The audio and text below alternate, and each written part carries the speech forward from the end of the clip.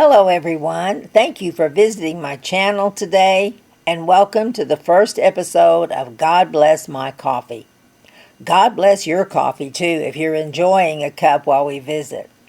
My name is Sandra Conner, and to get started I probably should tell you just a little about myself. I wear a lot of hats.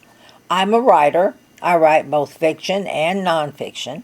My novels are usually inspirational novels. The majority of them are. My nonfiction books are based primarily on the Word of God as well. Some of them are in-depth Bible studies, and some are more devotional in nature. I'm also a teacher, an artist, and a minister. But I suppose the most important hat I wear as far as this channel is concerned is the one that says, I'm one of the world's great coffee lovers. And I have to tell you, I'm thrilled to be connecting with other people out there who love coffee, and I'm excited about getting this channel started and being able to visit with hopefully a lot of you. There's just nothing that quite equals the soothing, uplifting aroma of fresh brewed coffee, is there? It's truly one of life's great pleasures. And it always adds something special to time spent with family and friends. I consider coffee the elixir of life. And frankly, I'm tired of hearing all the uninformed critics out there who say that coffee is bad for you. And some who even try to make coffee drinkers feel guilty because there's an element of caffeine in the coffee. Well, I'll be glad to give you my response to that attitude. I have always maintained that since the Lord told us in the book of Genesis that He made the seed-bearing trees and plants for us to consume, then we should be able to brew those coffee beans and enjoy the beverage that results with a clear conscience and a happy heart. And let's not forget that it was God who made the coffee bean with the caffeine in it. We human beings did not add that the way we add so many artificial ingredients to a lot of our food. That caffeine must have some good qualities in it, or the Lord would not have put it into the bean in the first place. And frankly, I've prayed and thanked the Lord more than once that He saw fit to bless us with the means of making such a beverage. And in the past couple decades, we have had a lot of medical and scientific studies that prove coffee, with its caffeine, has many beneficial qualities for the human body. Everything from quickening our brain function, to eliminating headaches as quickly as aspirin, to protecting the body against heart problems, Parkinson's disease, type 2 diabetes, and several types of cancer.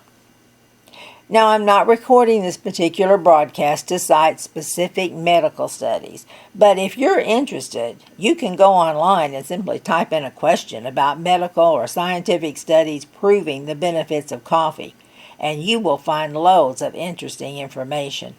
You'll also find quotes and links to the results that have been published in well-known medical journals.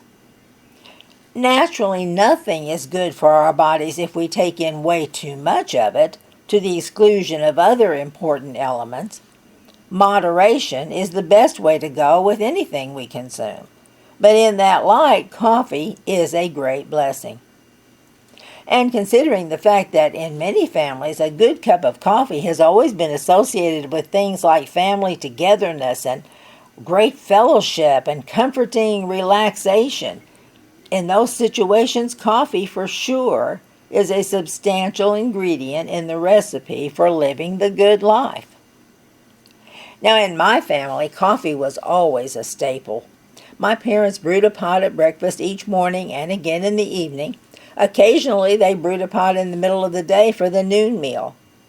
Sometimes in the summer, we had iced tea with our evening meal, but then we often had coffee later.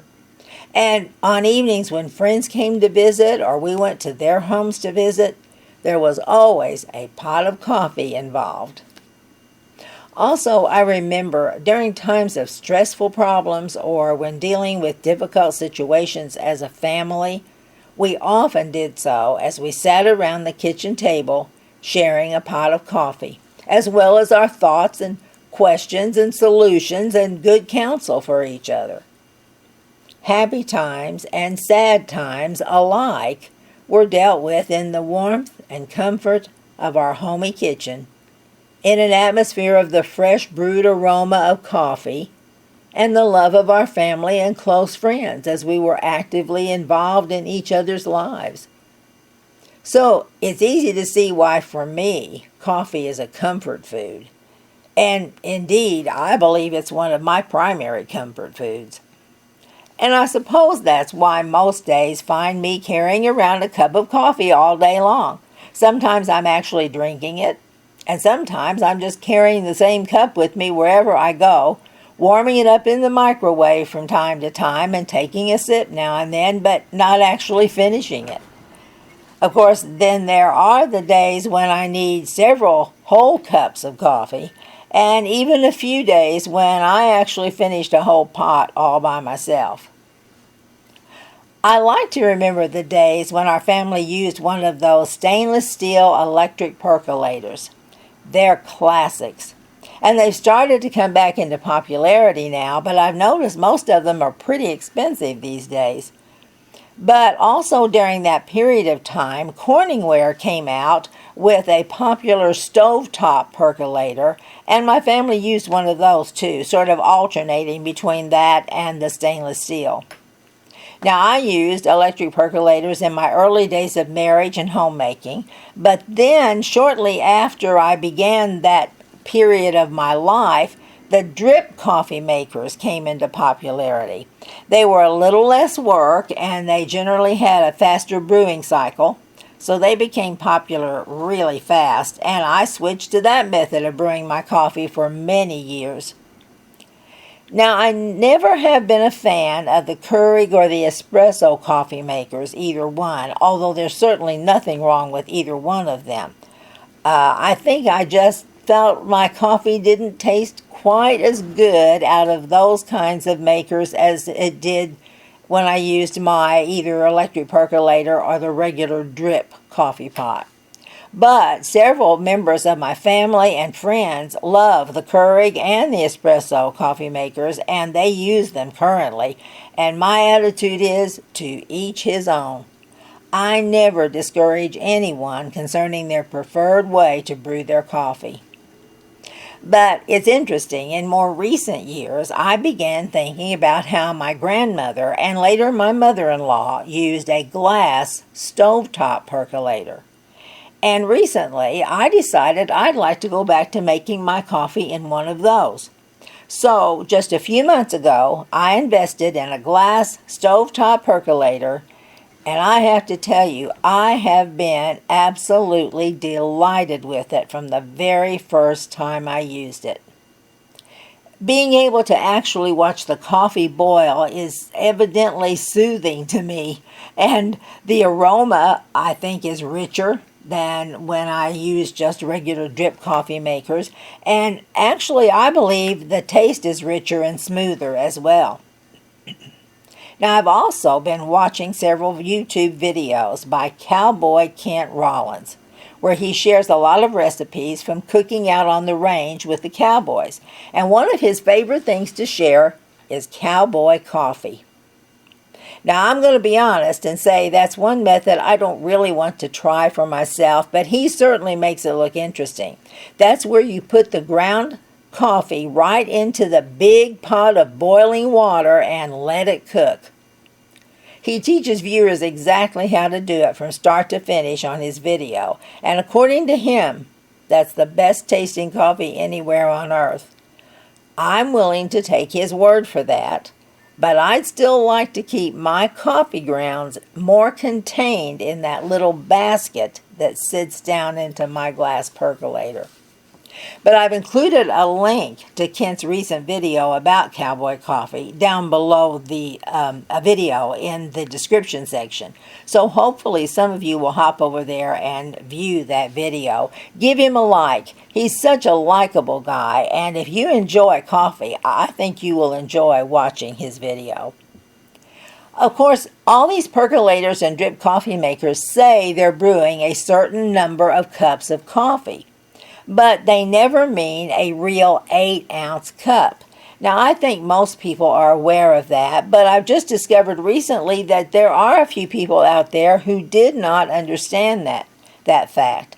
Because they say they give you they give you so many cups, they don't tell you that they give you only 5-ounce cups or 6-ounce cups. Now, I say they don't tell you. That isn't true either, really. Somewhere in all of their information and brochures, they will tell you that.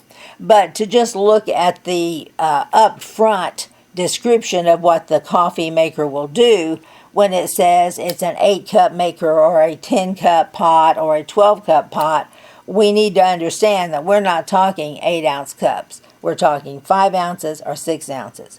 But that's okay. As long as we do understand that, then we know how much coffee we can expect to have when we brew a pot in that particular pot.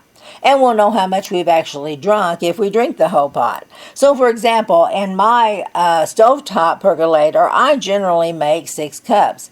I know that percolator measures in 5 ounces per cup.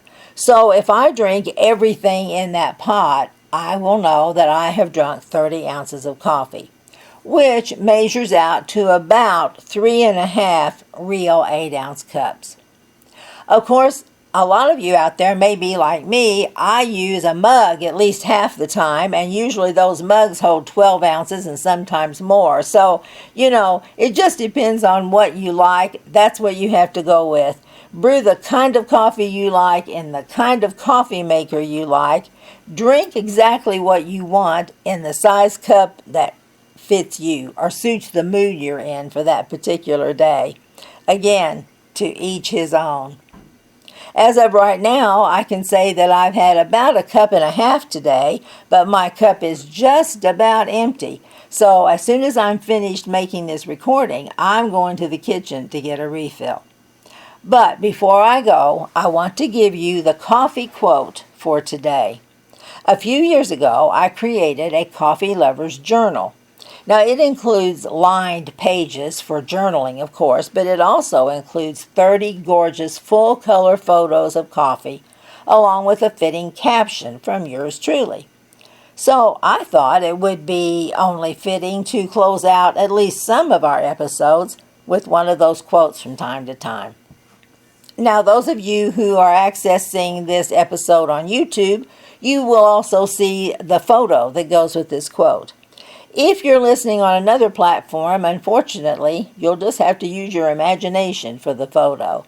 But here's today's quote. In thousands of restaurants, in thousands of big cities and little towns around the world, generation after generation, coffee is the most requested item on the menu. End of quote. And that should just about wrap up this episode, except that I do want to give you a little peek at what's coming up on some future episodes. We'll be talking about the history of one of the most famous coffees in the United States, and we'll be looking into coffee that you eat. That's right, I said eat rather than drink. We'll also take a look at iced coffee, and we'll talk about using our coffee to dunk things in. Now, I'm kind of a dunker myself, so I might need more than one episode to talk about that aspect of coffee. I also have a number of coffee poems that I'd like to share with you, as well as some interesting facts about coffee's most common nickname. So that's just a few hints about what's coming up in the future. Now, I do hope that as we close out today that you will hit that like button for me and the subscribe button and the bell so you'll know when I put up the next video. And please leave a comment. I do love to talk to viewers. I should make one more point, though, concerning comments. As much as I love them, I do want folks to remember this is a positive channel. And I'm not going to accept any negativity. If you like coffee and talking about it, please join me every time and talk freely. Get involved in the conversation all you would like to. If you don't like what we do here, please just go visit someone else's channel with our blessing. But do not leave us any negative comments. If you do, we'll just delete them immediately and you will have wasted all that time and energy posting them. Now, I'm not expecting negative comments, but I do know from experience concerning another YouTube channel that I have and several other YouTube channels out there that once in a while there are people out there who get so disgruntled they just have to make a negative comment. So hopefully you'll avoid that here, because we really want to just enjoy visiting each other and thinking about and talking about what a great beverage coffee is. So if you're one of those coffee lovers, please join me next time and every time, and let's talk coffee, and let's believe God to bless our coffee and our time together. Bye for now.